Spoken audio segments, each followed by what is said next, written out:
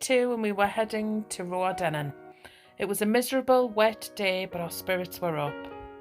Just walking through the forest, on the forest track, and I just spotted this lovely sirens call. and just thought it was magical, so just thought I'd show you.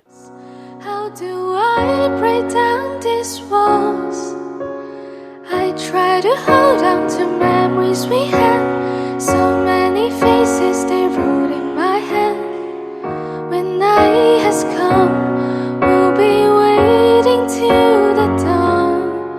When I'm away, you're taller than I ever known, and I can take your pace away no matter what it takes.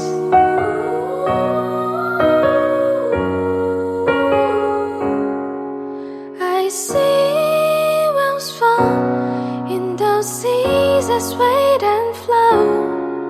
I drowned and saw. How could I build up these roads? I try to hold back this moment we share. So many places got caught in my head. When night has come, we'll be waiting till the dawn. When I'm away, you're taller than I ever known, and I can take We headed down the other side of Connacht to be met by some stunning Highland cattle. no matter what it takes. Although the rain never stopped, we still got some incredible views of Loch Lomond and the mountains. We arrived at Balmaha to be met by the wonderful statue of Tom Weir. Tom Weir was a climber, author and broadcaster, and as a mountaineer, Tom scaled the heights of the Himalayas and mountains of Nepal, but it was his love of the Scottish countryside that first brought him to the TV in the 70s. His bobble hat and Fair Isle jumpers became his trademark. In an interview, Weir said, "For me, it was never what I did, but what I saw that was important." From Balmaha, there are no major climbs along the banks of Loch Lomond. There is a well-maintained path, but it does rise and fall many times as it meanders through beautiful, re-established native woodland, punctuated by rocky coves and tiny beaches. For short sections, we were forced to join the road, which runs parallel to the way as far as Rowardennan. Along this stretch, it is limited for camping as it is a camper management zone, but there are campsites in Cashel and Salakey and also in Rowardennan. After messing about, we carried along to our final destination for the day, Rowardennan.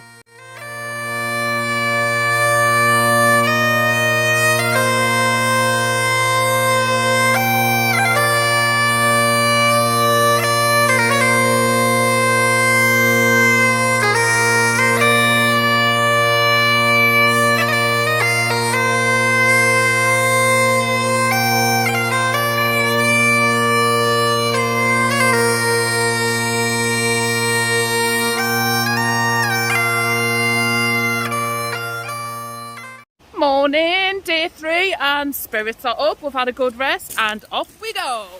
Day 3 proved a bit of a challenge. From Rowardennan to Inversnaid, it's pretty straightforward. There's 2 options. You can either take the low path or the high path. With the weather as it was, we took the high path. Emma decided she would leave me at Inversnaid and get the ferry to Inverarnan, as the last 7 miles are extremely tough and technically challenging in places. Morning, morning, it's raining hard, but look at that. Raising money for Great North Air Ambulance. Thank you to everybody who has donated. Really, really appreciate it. Big love to you. It's brutal today along Loch Lomond. Absolute torrential rain. Yeah, not a good day today, but we're doing it. We're gonna do it. Oh, you take the high road and I'll take the low road, and I'll be in Scotland afore ye, but me and my true love will never meet again on the bonny, bonny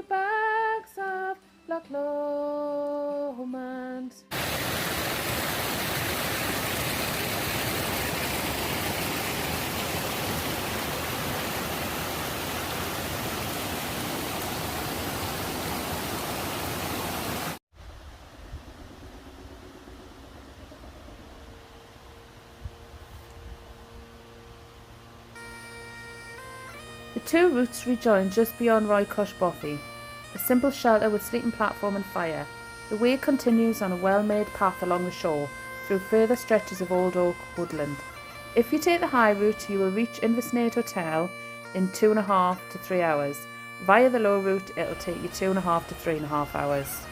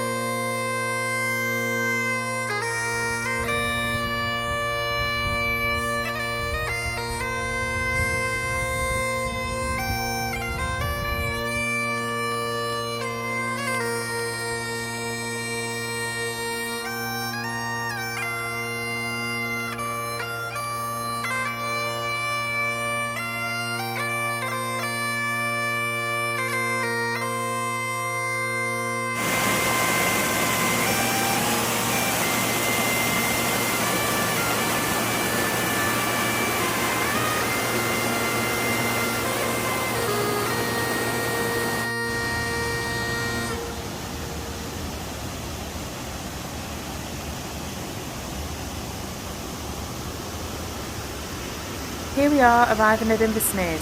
I have a spot of lunch with Emma and then I leave her to continue on the final 7-mile leg of this hike to Inverarnan. Emma catches the ferry over to the other side of the loch and then gets the bus to the campsite we're staying at. Just climbed down here and it is actually very steep. How brave am I?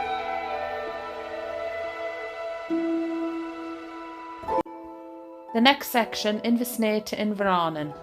This 6.5 miles or so provides some of the best and arguably hardest walking so far.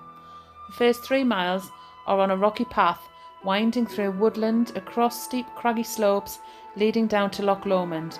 It is wild scenery marred only by the noise from the busy road on the western shore, now much closer as the loch narrows.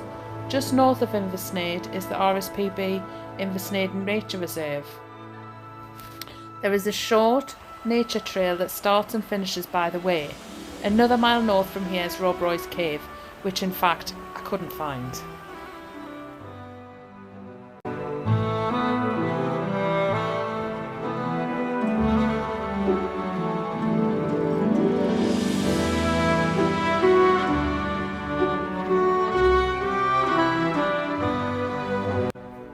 I head away now from the loch, up and over the hill to Doon Bothy.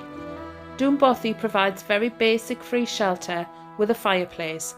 The woodland opens out, giving far-reaching southerly views. The trail then climbs away from Loch Lomond to a wide pass before descending into Glenfalloch. Soft scenery dominated by water and woodland give way to the rocky fells and mountain views of the Highlands.